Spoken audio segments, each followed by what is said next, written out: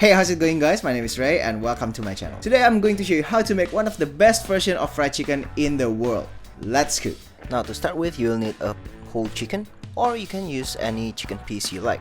You can just use chicken legs or chicken wings, it's totally up to you. Now I'm just gonna show you how I would deconstruct my chicken. If you already know how to do this or you're not interested to learn how to do this, then just skip ahead to the second minute of this video. The process is pretty simple. To take out the legs, you just have to cut along the breast like I showed you earlier, and then pop the leg joint and just cut along the joint like that. So it's pretty easy. And same for the wings, you just have to pop the wings joint, cut along the breast area so you can get the wings out. As for the breast, it's even simpler. Just cut along the middle of the breast. You should find the breastbone right there and just trace around the breastbone like so cleanly.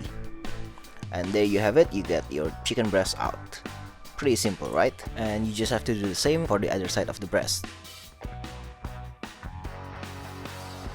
And this is optional, but you can be extra tedious as well and try to get out the chicken oysters from between the leg and the backbone area. And right around the wings area of the backbone, you would also find this one single piece of meat attached to the bone. It's usually called chicken ribs. You can usually harvest this from bigger chicken. From small chicken, you would get something so skinny like this that it might not be worth it to take it out, but the option is there if you're interested. It's a pretty tasty piece of meat. Then I like to cut my chicken pieces even smaller by separating the drumettes and wingettes, separating the leg joints as well from the thigh piece. And to do those, you just have to give it a little slit around the joint and try to find the joint itself and just cut on the cartilage, not on the bone.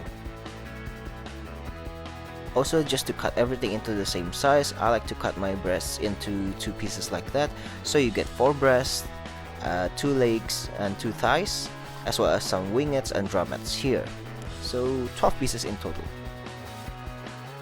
Now to season the chicken, I'm gonna go with really simple seasoning, which is just salt, black pepper, and a little bit of garlic powder. And this is totally optional. I'm just gonna put a little bit of Gochugaru, which is Korean chili flakes. Give that a good mix, and now we're just gonna set it aside for 15 to 20 minutes or until everything else is ready. For the coating, we're just gonna mix 100 grams of corn flour, followed by 20 grams of plain flour. Season it with some black pepper, garlic powder, and we'll need a little bit of baking powder as well as salt. And as usual, all the complete measurements gonna be in the description box below. Now just give the coating a good mix, make sure all the seasonings evenly distributed, and separate 2 tablespoons of the coating. We're gonna use this to make the wet mixture to help the dry mixture stick to the chicken. Add enough water to make a slushy. The consistency should be somewhat like buttermilk because this is basically replacing that. Again, give it a good mix. Now this is looking somewhat like southern fried chicken, isn't it? But still, this is very far off from that. This is gonna be Korean flavored. And now that we have that, we're just gonna add in the rest of our dry mixture into a plastic bag because that's easier. As for the signature Korean sauce, we're gonna use 2 tablespoons of Gochujang. This is the brand I'm using, followed by 2 teaspoons of the Gochugaru. This is just to make things a bit spicier and so you can taste more of the chili. Next, you'll need 2 teaspoons of apple vinegar.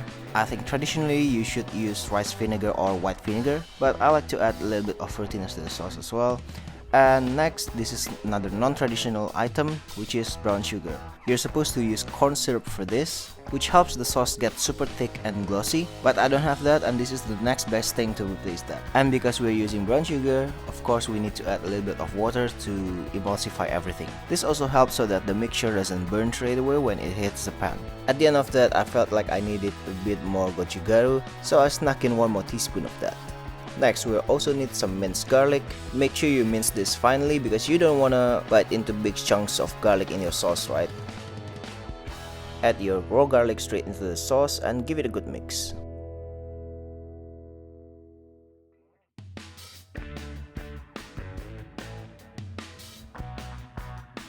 Now we're ready to coat our chicken.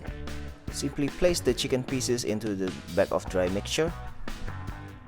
And this is why I said it's easier using a bag. You just have to shake it all and they all will be coated nicely and evenly. How great is that?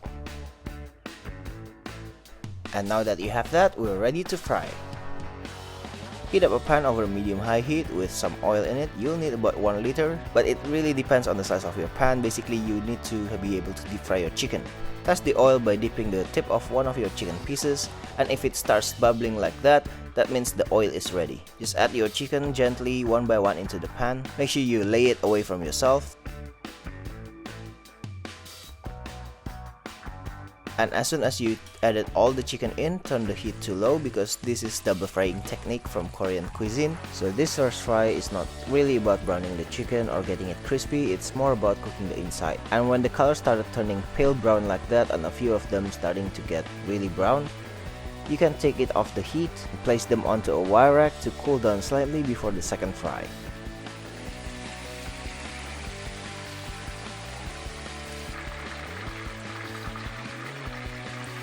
And this is basically what it should look like at this point. Most of them should be still very pale and they will most likely go soggy within 10 to 15 minutes. Now turn the heat back up and let the oil heat up first for about 1 to 2 minutes before you add the chicken back in. And this second fry is only gonna last 2 to 3 minutes, so be very quick with this step, which is heating up the sauce. All you need to do is just to heat up the sauce in a pan over medium-high heat and basically let it bubble away until it thickens slightly. After I tasted my sauce, I felt like it's a little bit more sweetness, that's why I'm adding 1.5 tablespoons of normal sugar here. Then I just gave it a good mix and turn off the heat straight away so that the sauce doesn't burn. At this point your chicken should be ready, so you can just take it off the hot oil and onto the cooling rack again to cool down slightly before you coat the chicken. And now it's finally time to coat our beautiful golden brown crispy chicken. And let me tell you guys, this twice cooking method is gonna give you a super crispy chicken that would stay crispy for at least 1 hour. And paired with this sweet and spicy sauce, it's just a perfect fried chicken, guys. Oh, and of course you can just mix everything in a mixing bowl. I just feel like I have more control this way, so that I can make sure every single piece has even coating and really thin coating at that. But if you can't be bothered doing it this way, you can definitely just go with the mixing bowl method. And all we have to do now is just to serve our chicken. Just plate it any way you like. And this is one last trick that I like to give to my chicken to give it an extra boost of flavor, which is a sprinkle of this toasted sesame seeds. Yes, they work really well together, guys. You need to try adding some toasted sesame seeds to your Korean fried chicken instead of just normal sesame seeds for garnish.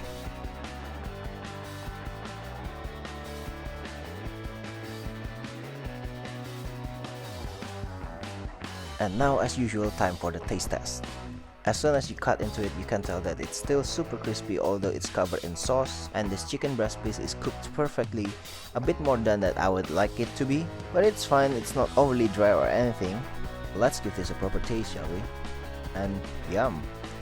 The chicken is properly marinated and the coating is super crispy still, and with that signature sticky, sweet and spicy glaze. No wonder so many people are saying this is one of the best fried chicken ever.